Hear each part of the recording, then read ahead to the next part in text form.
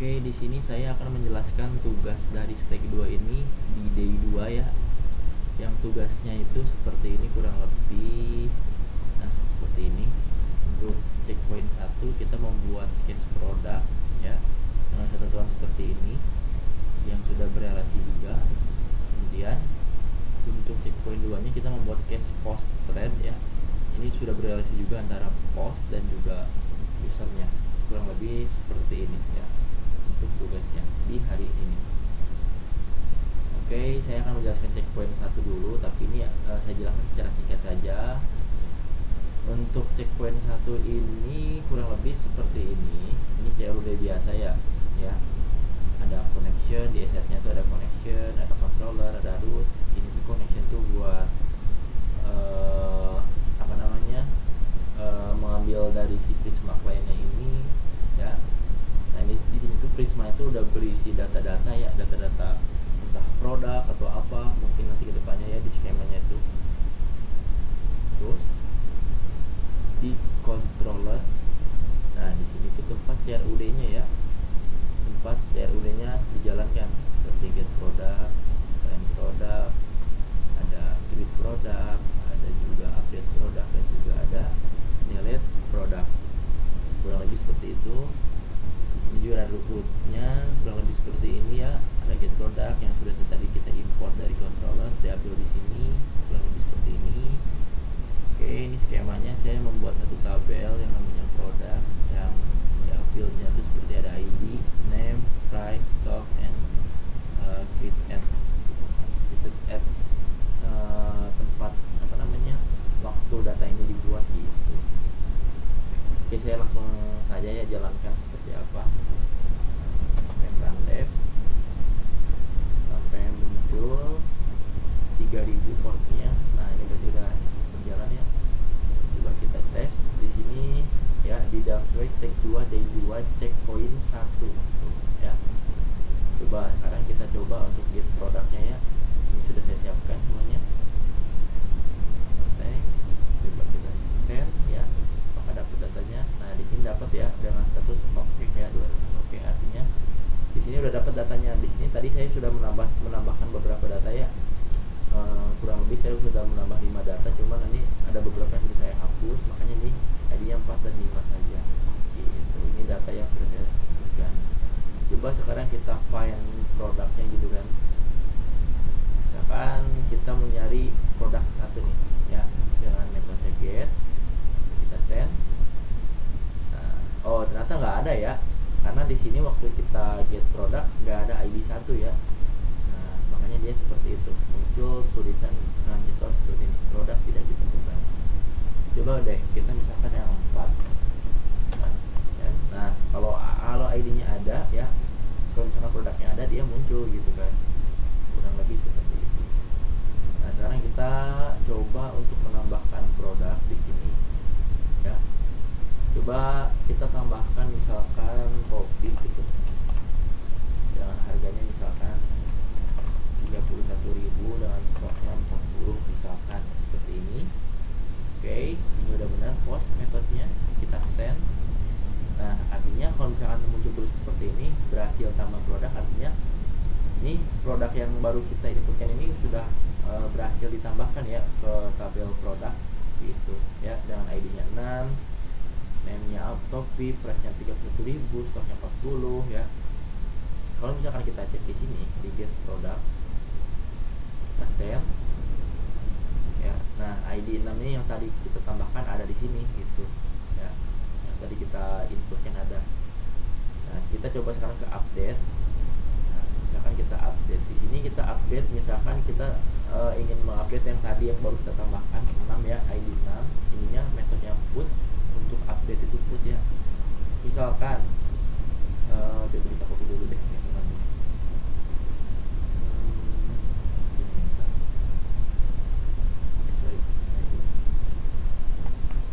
Oke, kita ke update, kita ubah nih, misalkan kita rapikan.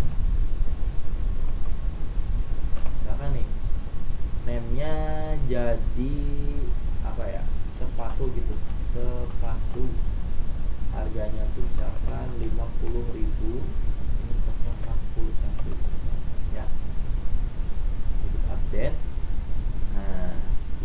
udah berhasil update produk. No, ID 6 ini udah berhasil kita update tuh, yang tadinya topi jadi sepatu, harganya jadi 50.000, stok jadi 41 ya. Kalau misalnya kita cek di sini, kita send lagi, nah, harusnya udah berubah ya tuh sepatu.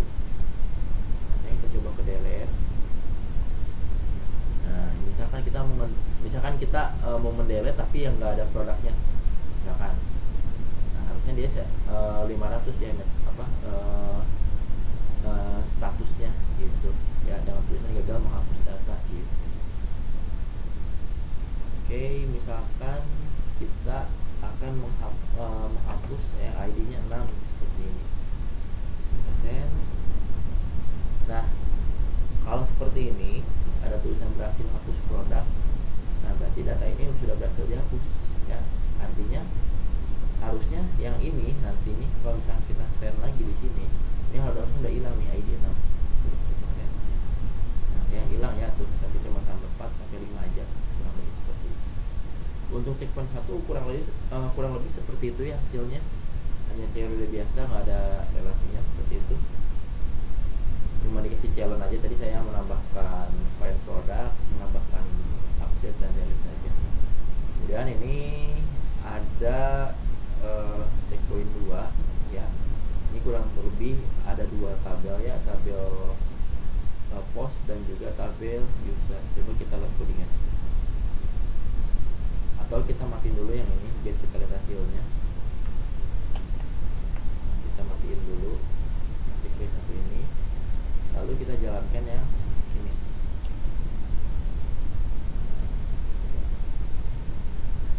Coba kita tes dulu apakah bisa ya. Kita tes post. Nah, kalau seperti ini berarti aman ya, berarti sudah jalan servernya. Oke, yang pertama nih, saya akan menjelaskan mulai dari app.ps ini, atau enggak saya jelaskan akan mulai dari skema deh. Pertama di sini saya membuat 2 tabel yang berelasi antara tabel user dan post ya, yang masing-masing seperti ini fieldnya.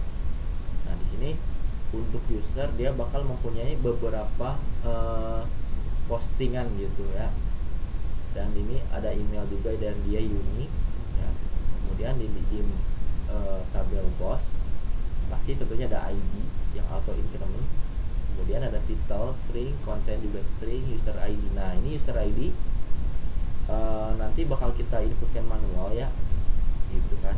Misalkan ada di sini user ID-nya yang ada 1 ya, nanti misalkan kita input 1 di sini gitu kan waktu kita menambahkan datanya. Kemudian ada user. Nah, di sini kita ambil tabel usernya. Nah, kita relasikan gitu ya, berdasarkan fieldnya user ID di sini dan juga referensinya ID-nya, kurang lebih seperti itu. Oke, ketika sudah kan pasti kita migrate. Nah, ketika migrate kan nanti ada di sini nih case bagian case ini nih, case post stream. Nah, harusnya di sini ada nih ya, post dan user ketika kita migrate. Oke, kalau misalnya kita cek datanya kurang lebih seperti ini. Misalkan yang post gitu ya, nah, seperti ini. Sudah ada nih. Nah, ini udah ada nih yang post nih, kurang lebih seperti ini ya. Sudah ada 2 data yang sudah saya tambahkan.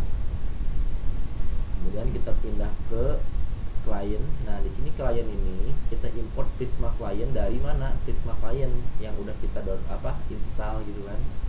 Yang ada di sini nih, Prisma klien. Nah, ini nih Prisma klien nih ya, kita panggil di sini. Lalu kita ekspor si variabel Prisma, yang dimana variabel Prisma ini sudah berisi tabel-tabel yang udah kita migrate tadi, seperti model dan post gitu kan. Nah, di sini new Prisma client gitu kan sintaksnya. Kurang lebih cukup seperti itu saja. Lalu di controller di sini. Nah, lalu di controller ini ada 2 ya, ada post dan user. Pertama yang post. Yang post ini ya, ketika kita get post, lalu ini asinkronus gitu kan. Ya kan? Nah, di sini kita try. Kalau misalkan try, artinya berhasil gitu kan.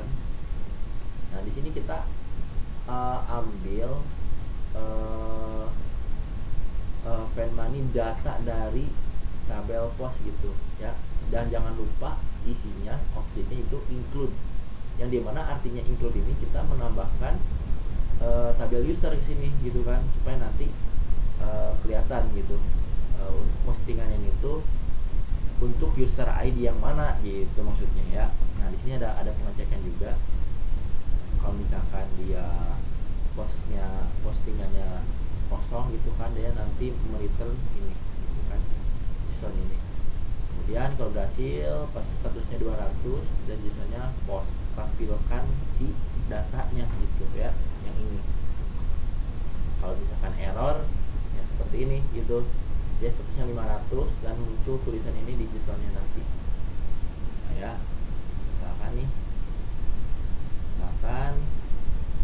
saya udah coba get post tadi ya, hasilnya ini tuh ada 2 data ya, yang sudah saya tambahkan sebelumnya, ada Golang dan juga JavaScript ya.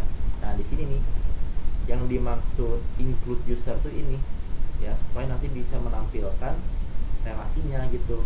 Kita kan sini kan ada user ID gitu ya, makanya nanti di sini tampil gitu berdasarkan user ID-nya.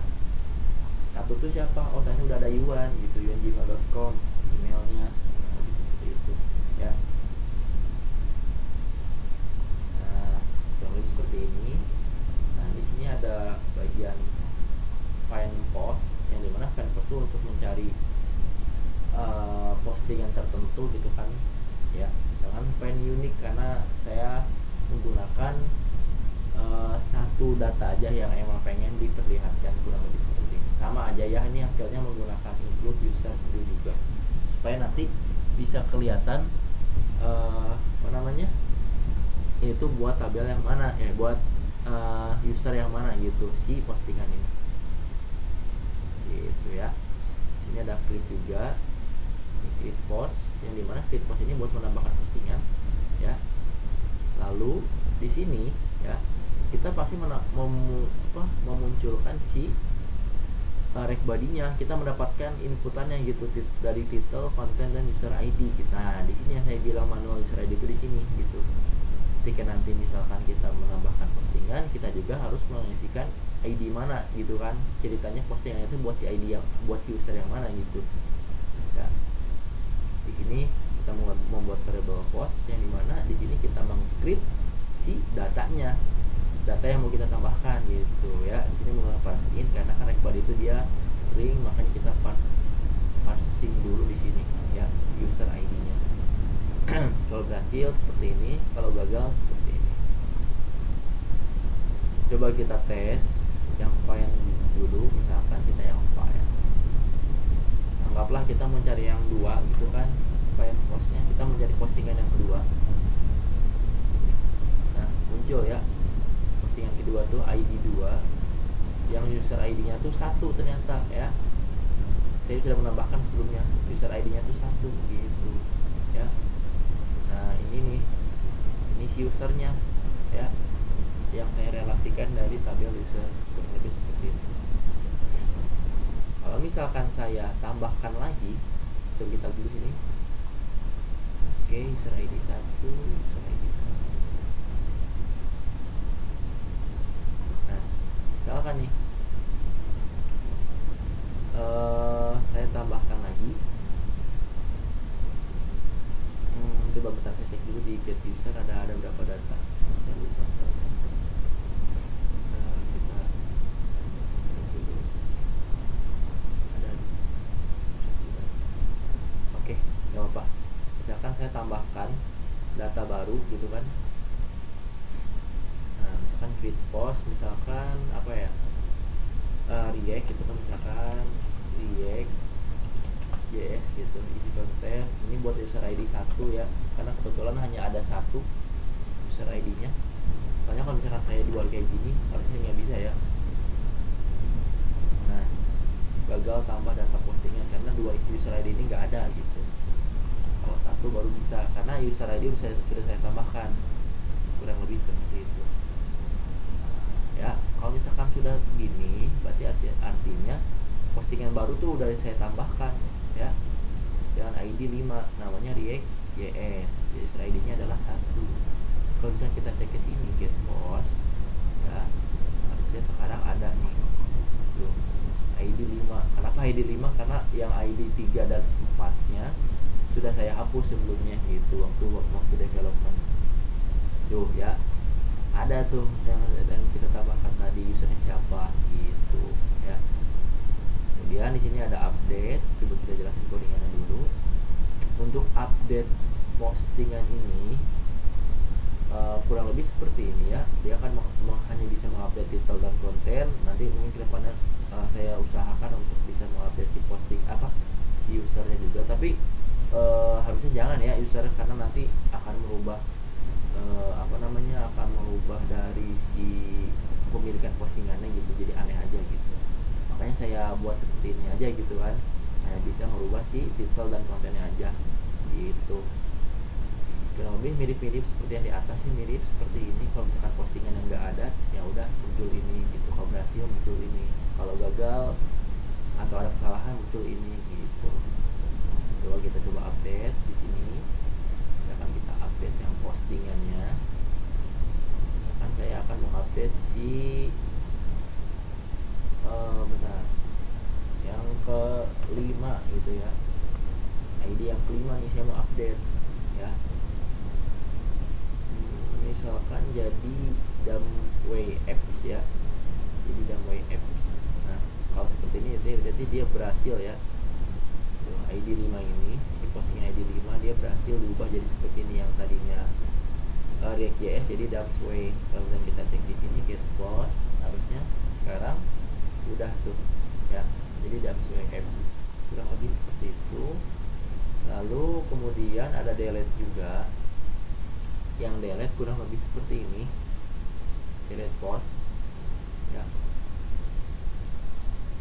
Ya dia pasti membutuhkan si paramnya, yang dimana paramnya diambil dari sini kan, seperti update, file, dan delete nya pasti membutuhkan ID gitu, harus berdasarkan ID supaya bisa menghapus satuan gitu ya. Kemudian di sini di mana tadi, di controller nih kurang lebih mirip-mirip ya, seperti ini untuk codingannya. Sama aja gitu kan. Untuk untuk menghapus tuh pasti kita menggunakan metodenya delete gitu kan. Ini dari Prismanya, karena kita kan single gitu, nggak mau people yang saya hapus, jadi satu aja, dia menggunakan delete aja gitu berdasarkan ID gitu. Kalau misalkan nggak ada ya sama aja kayak tadi di atas. Kalau misalkan nggak ada postingannya ya udah yang tidak ditemukan gitu. Kurang lebih seperti ini untuk yang postingan. Kalau misalkan saya hapus, ya coba hapus nih ya, yang delete post ini kan, anggaplah saya mau hapus yang ke-5 tadi, yang ke-5 mau saya hapus dalam metode delete, send. Nah artinya kalau seperti ini berhasil hapus postingan, berarti yang 5 ini udah kehapus nih harusnya. Ketika harus di get post di sini, oke, di sini masih ada, tapi ketika saya send di sini ya, harusnya udah nggak ada nih 5 ya. Ketika nanti kita menambahkan create post meng-create baru gitu kan, si postingannya harusnya nanti ID-nya 6 ya. Oke, sekarang ke user. Kita ke user sekarang. Nah, di sini user di sini sama aja ya. Ketika kita get user, pasti kita tampilkan si postingan ya gitu.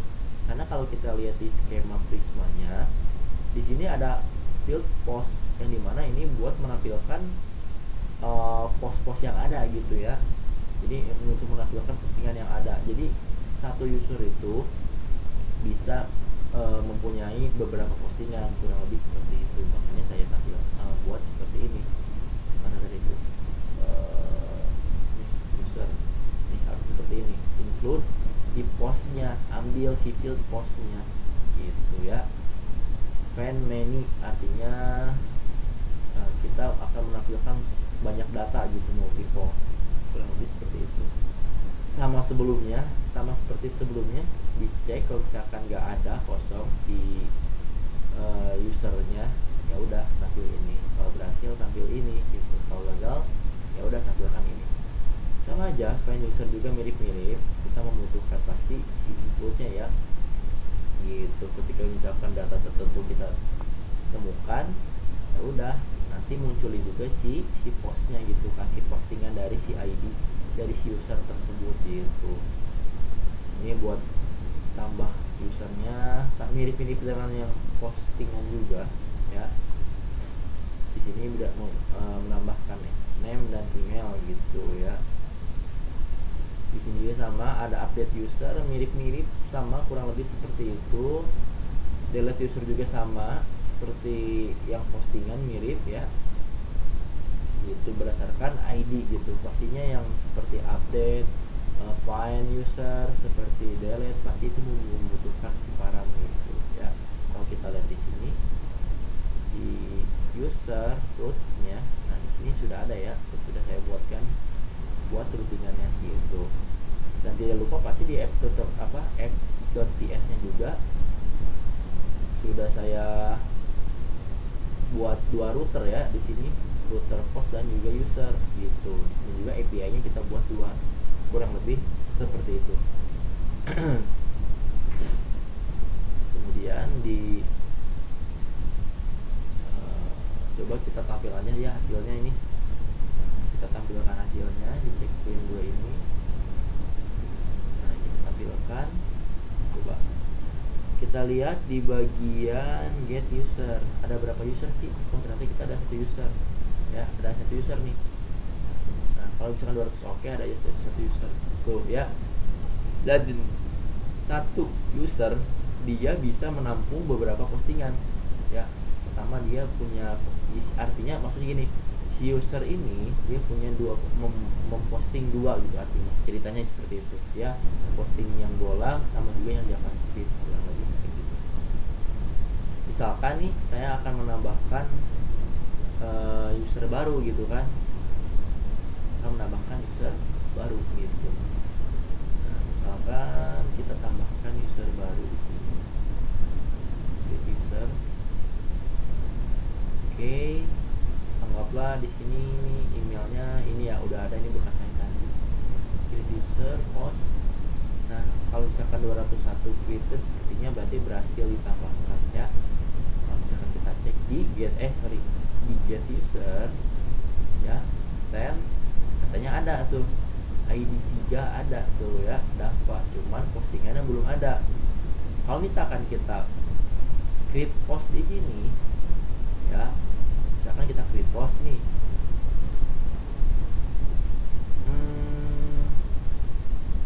ini kita buat React.js lagi, tapi untuk user ID 3 ya, yang baru kita tadi buat gitu, isi kontennya kosongan gitu ya. Misalkan kita tambahkan, nah kalau seperti ini dia berhasil ya, berhasil tambah postingan tuh, ada ID 6 React.js, kurang lebih seperti itu. Nah, kita cek di get user, kita send lagi. Nah, lihat ada tuh ya, ada. Jadi si user yang baru kita buat ya, ini yang ID-nya 3, dia ada postingan baru ya, yang baru kita buat tadi postingannya gitu ya, tuh user ID-nya 3, kurang lebih seperti itu. Ini juga ada update user. Nah, untuk update user ini misalkanlah kita update yang nomor 3, ubah jadi Rifki, misalkan si Dava tadi ubah jadi Rifki gitu, send. Nah, lihat berhasil, artinya berhasil nih ya. Jadi yang ternyata Dava jadi Rifki. Harus kita cek di get user, send. Nah, udah jadi Rifki ya. Udah jadi Rifki. Oke, di sini juga ada delete. Misalkan kita mau mendelete si ID 3 ya, kan di sini kan masih ada tadi nih, di get user masih ada nih ID 3. Ketika kita delete gitu kan, nah harusnya dia hilang nanti tuh ya. Nah, di sini ada sedikit perbedaan ya. Jadi gini, ketika kita mendelete si user, nah saya buat si postingan dari si user yang juga hilang semua gitu ya, dengan cara seperti ini. Mana nih tadi, di bagian controller user nih, lihat ya. Ketika saya menjalankan si function delete user ya, kita juga akan menghapus postingan dari si user ID ini gitu. Jadi nanti semua postingan dari si user ID ini bakal dihilangkan gitu postingan ya. Nah di sini juga sama, kalau ini buat menghapus si ID dari si tabel user, kalau ini buat menghapus postingan berdasarkan si ID gitu kan gitu. Harusnya nanti si React.js udah nggak ada nih, harusnya di sini yang baru kita buat udah harusnya nggak ada nih si React.js. Ya tuh hilang, nggak ada tuh React.js gitu, karena emang tadi ketika kita menghapus user nanti otomatis di postingan dari si user tersebut bakal hilang juga gitu saya buat ya. Kurang lebih seperti ini yang bisa saya demokan gitu kan, tugas untuk DI2 ini di step 2 kurang lebih seperti ini. Mohon maaf